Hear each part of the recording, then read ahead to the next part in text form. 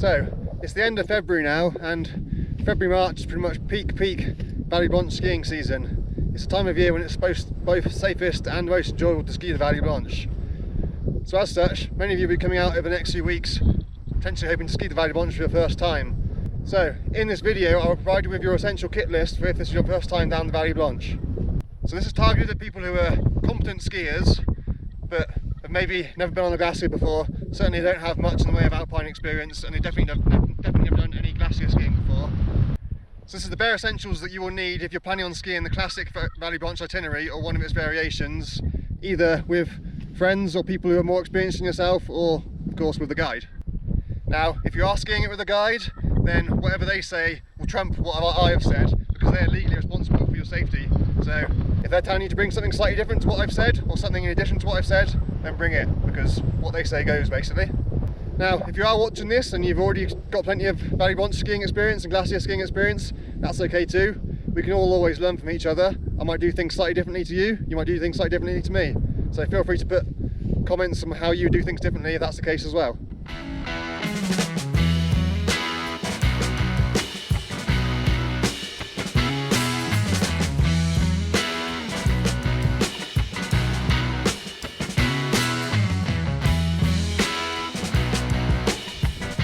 Now I'm going to assume that you've already got sensible skis and sensible clothing on, but for what it's worth, you want as a bare minimum a half decent all mountain ski, preferably a touring ski if you know how to tour.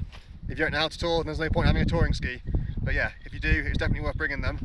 And clothing wise, while everyday ski gear will do the job, preferably you want mountaineering gear, general outdoor clothing gear is so much better, because you might be starting off in -20 plus wind chill coming down the mid-Arete. And potentially, if you're doing it in spring, it could be plus 20 degrees by the time you get down into town. So you want lots of thin layers you can easily take on and off quickly, preferably with ventilation as well, some ventilation zips. So yeah, big heavy ski jackets, not ideal. Now, the first piece of special equipment that you're going to need is a rucksack. Now, many people these days ski with rucksacks anyway, but for those of you who don't, something around about 20 to 30 litres will be enough. Bigger is okay too, but the most important thing is you need a means of carrying your skis on your bag, either in an A-frame style or in a diagonal slung style, because you're going to need to carry your skis as you're coming down the mid-Arete at the start, and potentially you want to be carrying skis at the end as well if you're planning on skiing down into town. So yeah, 20 to 30 litres ideal. The most important thing is that you can carry your skis. And then the next thing, which is probably the biggest difference out of all for someone who's already a competent freeride skier but who's never skied on glaciers before, is this, the harness. Now you can get specialist lightweight alpine and ski touring harnesses such as this, but a basic climbing harness to do the job as well. It'll just be a bit heavier, a bit less comfortable. But of course, there's no point going out and buying a specialist harness if you're just skiing the Vallee Blanche once. If you've already got a climbing harness, use that and do the job perfectly fine. And the reason you need this, of course, is because a glacier has crevasses. So if you fall in a crevasse, you need a means of someone being able to rescue you. That brings me on to the next few pieces of equipment. Now you'll see most people carrying all sorts of things on their harness or on their bag, but if you're doing the Vallee Blanche for the first time, you don't need to worry about carrying any of this because you don't know how to use it. So if you're with a guide, he may give you a few things just to distribute it through the group, but otherwise you can leave all the pulleys and everything else at home. Now the absolute bare minimum you'll need attached to your harness is one mid-length ice screw. Again, it can be a fancy super lightweight one like this, or just a cheap old school one. They all do the same job. Now if you're doing this by the book, they'll tell you to bring 2 screws, because when climbing you should always equalise your anchors and have backup and redundancies. But the reality is, you're not going to be using your ice screws to build an anchor if you are trying to rescue someone, because you're going to be on snow, you're probably going to be using your skis. The ice screw is here purely to make you secure if you fall in the crevasse yourself. And glacial ice is incredibly tough. Just a single mid-length ice screw, you can hang a bus off it. So one screw is more than enough to hang your body weight off to make you safe until someone can rescue you. So if you want to carry 2 screws, by all means, but 1 screw is the absolute bare minimum you need. Again, some people will carry a really long screw as well, but that's going to have to be attached to your harness and it's going to get in the way, so mid-length screw is perfectly fine. Obviously you need a means of carrying that screw, so again, a basic lightweight carabiner. If you've only got a screw gate, that's fine too, but the lighter the better. Yeah, so that's attached to your harness.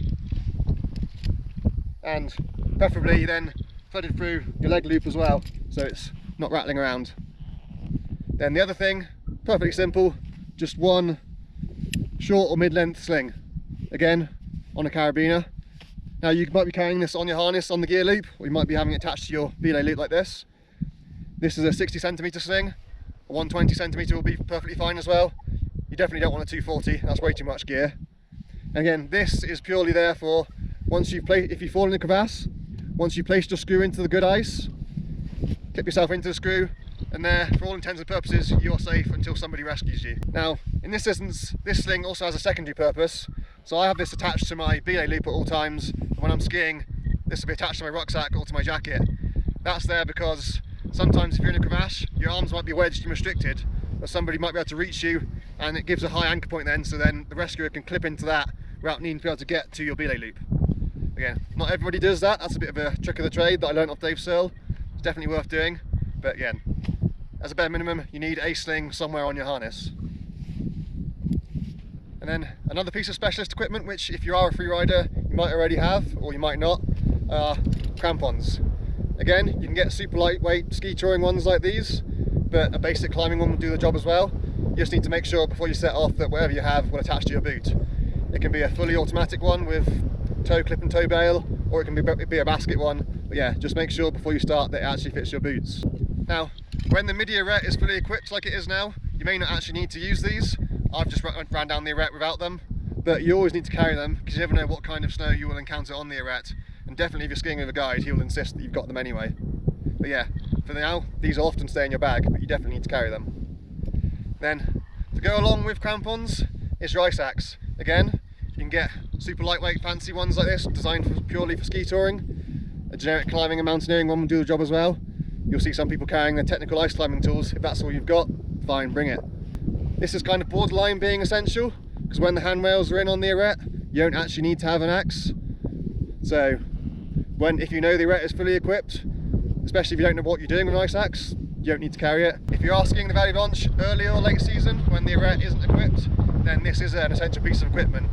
Even if you don't know what you're doing with it, your guide or the people who are taking you down the arete will show you what to do with it, make sure you know what you're doing. But yeah, for now, again, that stayed in my bag on the arete. So it's also absolutely essential that you've got a good pair of at least category 3, preferably category 4 sunglasses on you. Even if the weather's miserable when you start, you might need them by the time you get to the end. And then in addition to that, generic skiing goggles. You might not need them if the weather's really good. There are some times when I've never worn them, but they're always in my bag. And yeah, it's definitely worth having. You definitely appreciate these going down the arete, even if it's sunny, because the wind's cold, you get a lot of wind chill.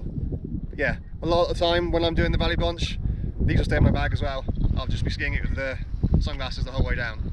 But so yeah, as an absolute minimum, good wraparound Glacier sunglasses. They don't need to be expensive, these are from Decathlon, they're dirt cheap. But yeah, if you want your fancy pants jewellery ones, you can get those as well. Then gloves or mitts. Of course, if you're skiing, you're always going to have gloves. As I've said, you can encounter temperatures ranging all the way from -20 to +20 on the same run. So it's worth having multiple pairs, at least 2. A warm pair for when you're at the top, and a nice thin pair for when you're lower down. You might even just take them off at the bottom. Definitely worth having at least 2 pairs. Potentially just a thin niner glove will do the job. You might want a big fat mitt for the top, and then a more versatile glove for when you're actually skiing. Then water, of course, it's always essential. Before they put the new gondola in at Montenver, I would say that you need as a minimum a litre of water, especially if you're planning on spending all day up here. But now, with the gondola there, you haven't got to slog up in the heat to get to the gondola, up the hundreds and hundreds of steps. So if you are planning to just take the gondola up, you can get away with a lot less. This is only 330ml. I'd probably recommend half a litre if you are doing this for your first time, because you're going to be getting more tired than I am, and you're going to be spending a lot longer on the Glacier as well. So yeah, half a litre of water. If you're doing multiple laps, you can always fill it up again at the tap at the bottom.